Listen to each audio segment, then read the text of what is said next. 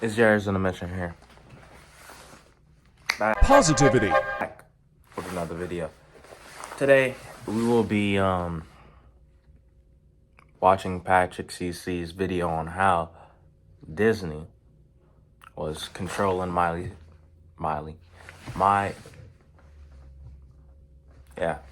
Cyrus. With that being said, don't forget to like, subscribe, and comment. And let's continue. Disney owned Miley Cyrus. Literally, they owned her name. From 2006 to 2011, we all witnessed what could be considered the greatest Disney Channel show of all time. Most of us look back on the show as nostalgic, fun, and overall positive. However, Miley does not have the same feelings. She was the lowest paid cast member. She was working 12-hour shifts and was dealing with an identity crisis all throughout her teenage years. We've seen a number of child stars spiral out of control. It seems like Miley was heading that way in the early 2010s. Or maybe her wild phase was all planned. Disney had an insane amount of power and control over the young girl. Instead of rolling over and dying, Miley decided she was going to fight the conglomeration. She was going to take back what was rightfully hers and make Disney want nothing to do with her. Stay hydrated. Miley's birth name was actually Destiny Hope Cyrus. Her parents would call her Smiley growing up, which ultimately got shortened to Miley. Throughout the 90s and early 2000s, her father toured the world singing his country music anthems. In 2001, he landed his own TV drama and family show called Doc. Miley was 9 at the time and realized her new passion was acting. She made her acting debut as Kylie on Doc and was instantly hooked. She had another small role as Ruthie in the film Big Fish, but when the opportunity for Hannah Montana presented itself, Miley was fixated on landing that role. Hannah Montana was a new Disney Channel show about a teenage girl who lived a double life as a famous pop star. Michael Poiriers was the writer and producer for Hannah Montana. He had the show idea years before it ever came to TV. They'd seen over 1,000 kids audition for the roles and still could not decide who was right for it. Miley's first audition was when she was 11 years old in 2002. She auditioned for the role of the best friend, but then was encouraged to go for the lead since she was a very talented singer. So she sent in another audition, and another. Ultimately, the show producers knew that they had to see her in person if they wanted to make a decision. She flew in and killed it. Her raspy voice, confidence, and true southern twang was exactly what Disney needed. Miley didn't just embody the character they wrote, she was her. Miley was a small town girl from Tennessee who went to school and had a big family. Her dad was a famous musician,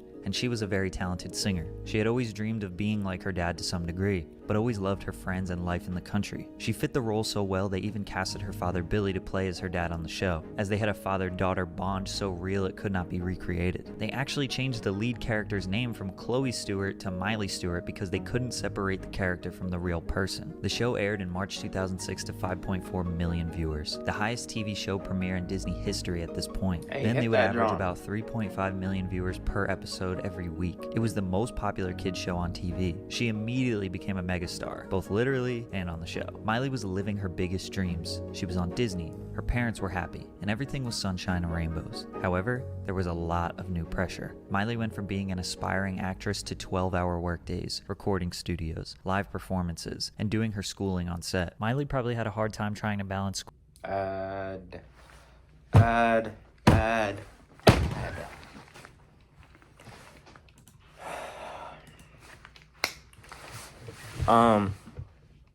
I don't think I ever watched Hannah Montana. Or if I did, I don't remember it. Hey, I'm just being honest. Don't shoot the messenger. She was living a double life on the show and in real life. You can imagine how hard this would be to process as a 13-year-old. When she would put on the Hannah Montana wig, the response was way different. "Where's Hannah?" Fans would scream to her when they see her in real life. Like, what? I'm Hannah. Wait, no, I'm Miley. But they don't care about me as much. But when I throw on the wig, they love me.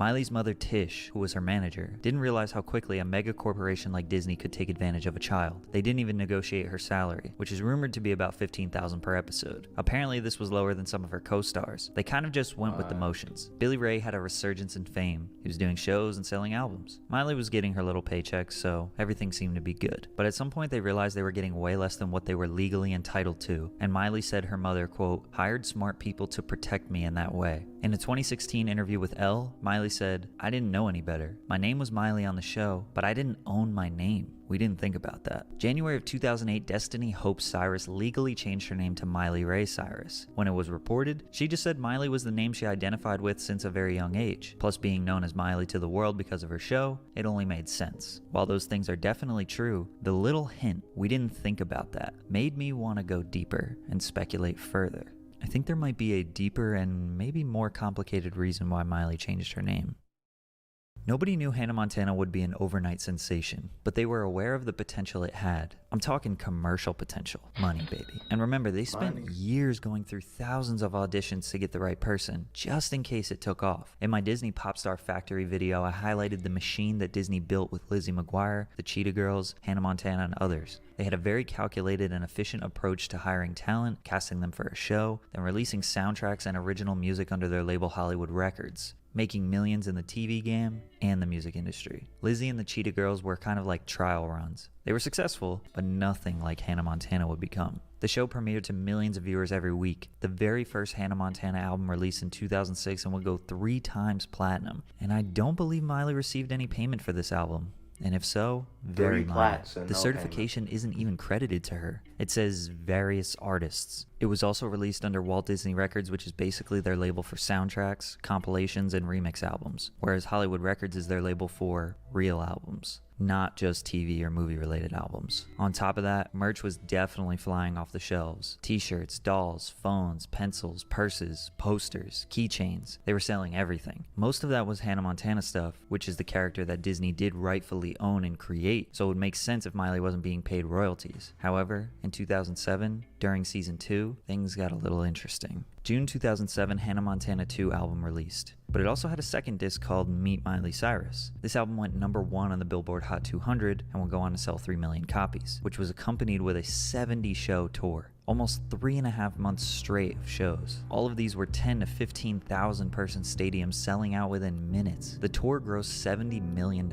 She would perform half as Hannah Montana and half as Miley. While she was definitely getting a performance fee, which I would say was anywhere from $10,000 to $30,000 per show, which would end up being around $1 to $1.5 million for the tour. Sounds like great money, but her name is on the tour. She most definitely could have owned a percentage of the whole thing with the right negotiations, making at least 10 to 20 million, but she did not own her name. People called her Miley Cyrus, but technically that was a stage name. January 2008 was the end of the Best of Both Worlds tour, and aside from the Hannah Montana movie, this was actually the last time she would ever perform as the Hannah Montana character. The beginning of 2008 was when Destiny Hope was legally changed to Miley Cyrus. My guess is that these smart people that Tish hired were advising her to legally change her name as a contractual loophole. Now, you can't just get out of a contract by changing your name. If that was the case, everyone who had a mortgage in America would be changing their names and poof, no more house debt. However, Miley has been working like a dog at this point for almost 2 years, selling out stadiums all over the world. Truthfully, this should be enough money to set her up for life, but I don't think they had it. So changing her name might allow her to sign new contracts and renegotiate better terms. For example, in 1993, Prince legally changed his name from Prince, which was his birth name, to an unpronounceable symbol. Why? Warner Bros. Took the name, trademarked it, and used it as the main marketing tool to promote all of the music I wrote. Doesn't that kind of sound like what Disney was doing with the name Miley Cyrus? Now I'm summarizing this a lot, but basically everything that Prince records and creates is technically owned by Warner Bros. While under the contract. So by changing his name to the symbol, he can record new material all in his home by himself, and Warner doesn't own it since it wasn't made by Prince, it was made by the symbol. So maybe Destiny Hope signed some sort of contract with Walt Disney Records while recording and releasing the Hannah Montana albums, but when she legally changed her name to Miley Cyrus, maybe that allowed her to sign a new contract with Hollywood Records and release her new album Breakout under the stage name Miley Cyrus. But it wasn't just all business. Miley started resenting the character a lot. Really, Hannah Montana was not a character.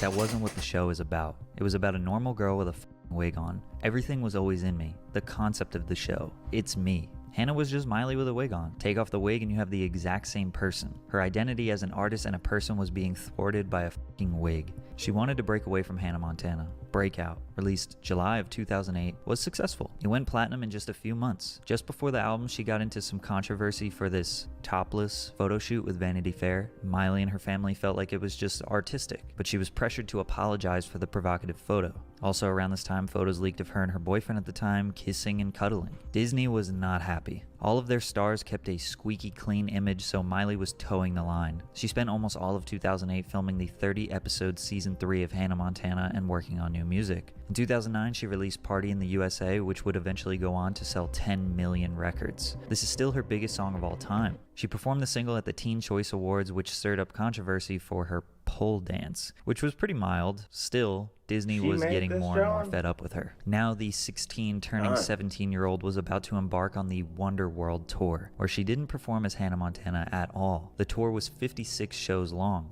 The smallest venue was 10,000 people. The biggest was 20,000 people. The O2 Arena in London, which she sold out 5 nights in 1 month. Which kind of made me take a step back and realize just how massive she was at age 16 and 17. She sold over 800,000 tickets on this tour, and the tour grossed $66 million, so it's pretty safe to say that Miley Cyrus could stand on her own without Hannah Montana. I'm also assuming that she made way more money on the Miley tour due to the legal name change. Think about it. She did 70 shows on the Hannah Montana Best of Both Worlds tour. That grossed $70 million. And she did another 56 shows as Miley after filming a whole new season of the show. That's an insane amount of work and pressure for a teenager. Maybe the Miley tour they had some ownership in and stood to make a lot more money. Maybe they were trying to gain leverage and show how Miley didn't need to be Hannah Montana anymore. Because as much as we don't want to accept it, she didn't want to be this character anymore.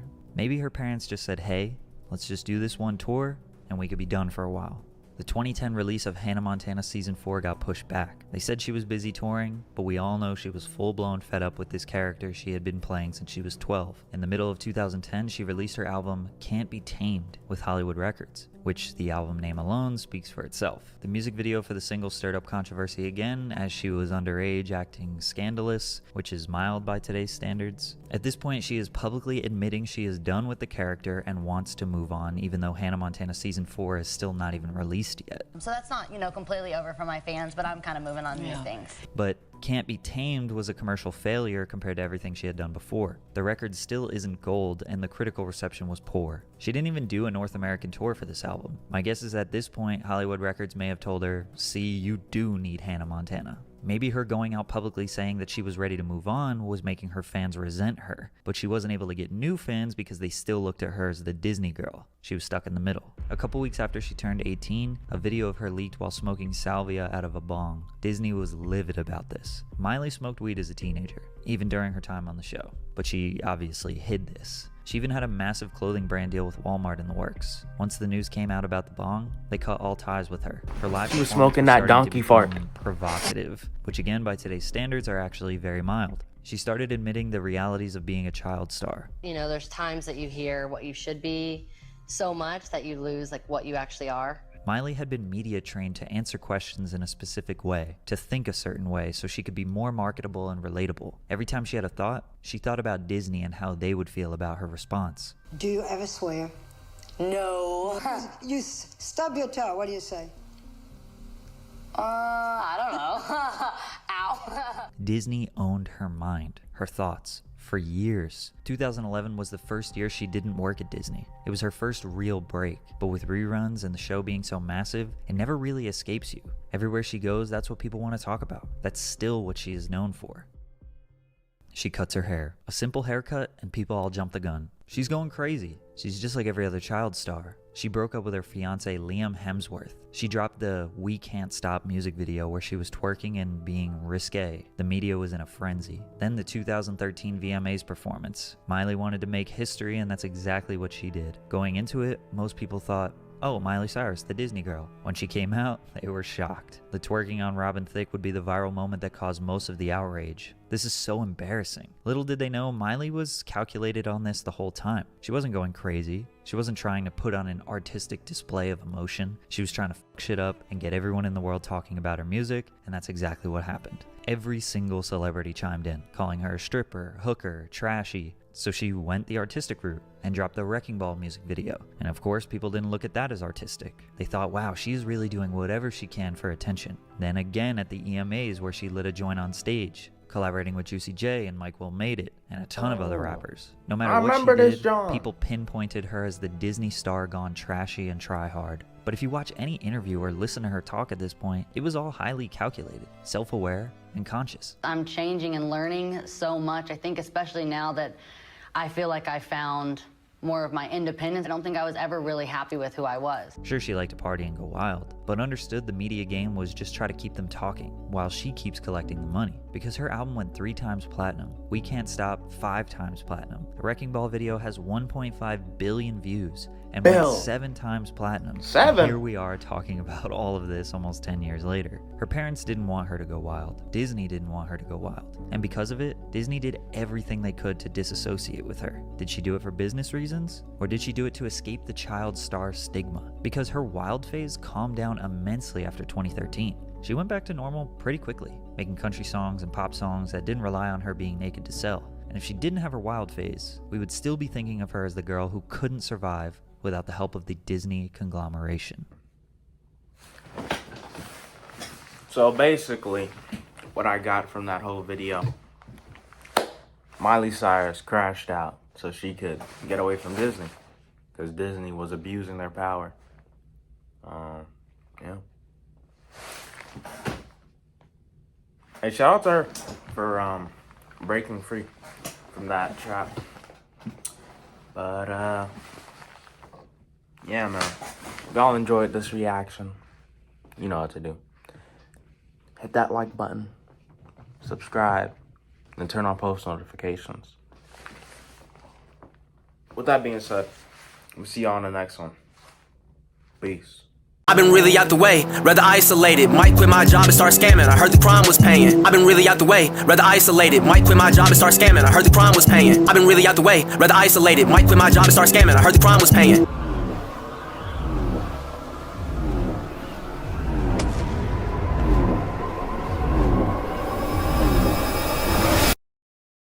Made in heaven. I hate Kevin!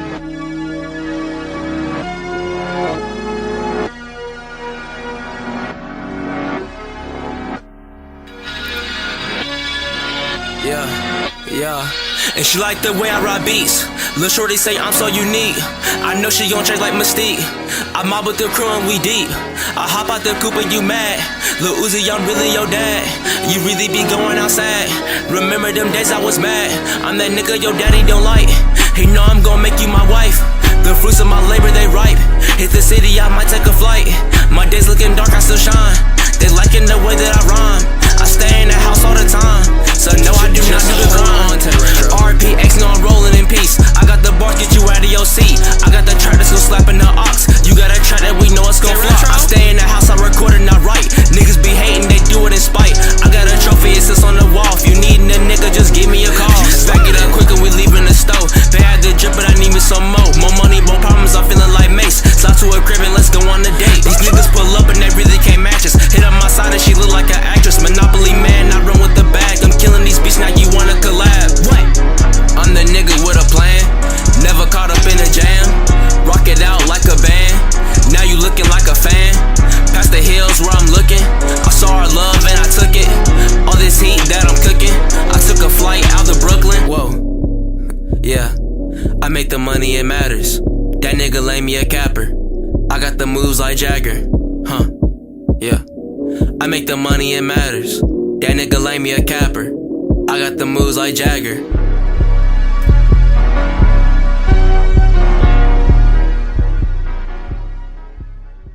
At this point now, we're out. I'm gonna see y'all. Peace.